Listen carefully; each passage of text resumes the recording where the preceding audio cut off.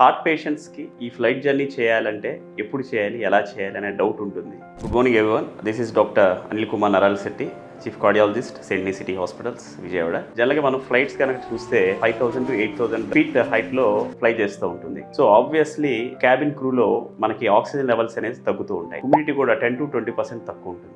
So oxygen తగ్గటం వల్ల heart పేషెంట్స్కి ఏంటి ఇబ్బంది అంటే హార్ట్ అటాక్స్ వచ్చిన వల్ల కానీ రక్తనాళం సన్నపడిన వల్ల కానీ ఏంటంటే ఆక్సిజన్ ఫర్దర్గా రక్తనాళం ఇంకా సన్నబడుస్తాయి అనమాట. దానివల్ల వాళ్ళకి యాంజైనా, చెస్ట్ పెయిన్ ఇలాంటివి వస్తూ ఉంటాయి. హార్ట్ ఫెయిల్యూర్ పేషెంట్స్ కనుక మనం చూస్తే సాల్ట్ ఇంటేక్ అనేది ఫ్లై చేసేటప్పుడు కొంచెం తక్కువగా తీసుకోవాలి. సో అందుకనే గ్రేడ్ 4 SOB అంటాం. అంటే బాగా సివియర్ స్టేజ్లో ఉన్న హార్ట్ ఫెయిల్యూర్ పేషెంట్స్కి ఫ్లైట్ జర్నీ అవాయిడ్ చేస్తాం. సెకండరీ కొనరీ ఆర్టరీ డిసీజ్ అంటే ఏంటంటే for suppose complicated heart attack వచ్చిన వాళ్ళు కానీ మనం ఏం చేస్తూ ఉంటామంటే ఈ హార్ట్ అటాక్ వచ్చిన 3 to 4 వీక్స్ తర్వాత పేషెంట్ కనుక ఏ సిమ్టమ్స్ లేకపోతే వాళ్ళు ఫ్లై చేయొచ్చు. అలాగే స్టెంట్ వేయించుకున్న వాళ్ళు ఉంటారు. స్టెంట్ వేయించుకున్న వాళ్ళు ఒక 3 to 4 వీక్స్ తర్వాత వాళ్ళు ఫ్లై చేయొచ్చు. అలాగే బైపాస్ ఆపరేషన్ జరిగిన వాళ్ళు అట్లీస్ట్ 6 వీక్స్ రెస్ట్ తీసుకోవాలి. వేరే ఇబ్బంది ఏం లేకుండా ఊన్స్ అన్ని క్లియర్ అయిపోయి ఆయాసం, నొప్పి లేకుండా ఉంటేనే వాళ్ళు 4 to 6 వీక్స్ తర్వాత వాళ్ళు కూడా ఫ్లై చేయొచ్చు. అలాగే బీపీ కనుక 180, 200 ఉన్న వాళ్ళు అది తగ్గించుకొని ఫ్లై చేయడం మంచిది.